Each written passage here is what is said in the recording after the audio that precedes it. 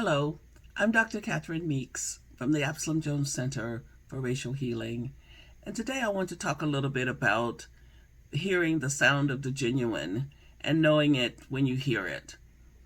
As we continue to shelter at home and engage in conversations about whether we can start schools back, whether we can begin to go to restaurants and begin to engage in some of the activities that we are used to engaging in, we're hearing a lot of different voices and a lot of different kinds of conversations. And some of the conversations leave us wondering, are we hearing adults talk or not? It's very difficult to understand how anybody can look at this situation that we find ourselves in at the present time and not be ready to do whatever is necessary to try to help make things better. But we have so many conflicting voices, and people who don't want to wear masks, people who don't want to social distance, people who want to go back into all of the places of businesses and do the things that they were doing before COVID. Well, the truth of the matter is that there's a reported 4.5 million people diagnosed with COVID among us. We've had 155,000 deaths recorded up to this point.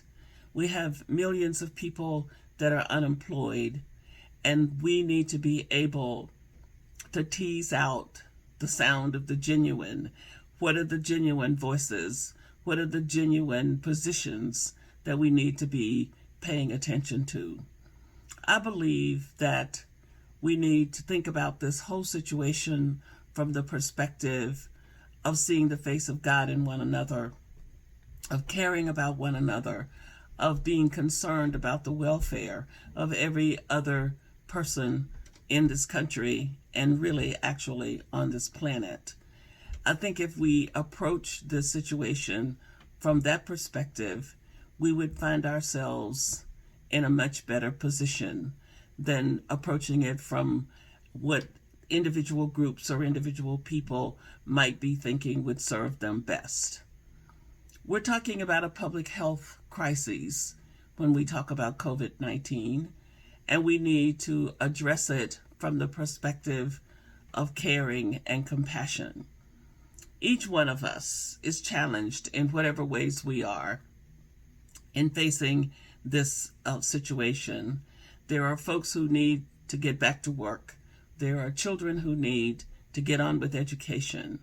But more important than anything, we need to make sure that we hold on to our humanity and that we hold on to the compassionate heart that makes life better. We need to hold on to seeking to hear the genuine voices among us and inside of our own heads that help us do that.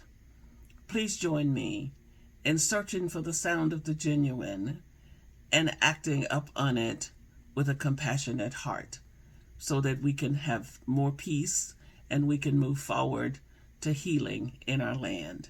Many blessings to you.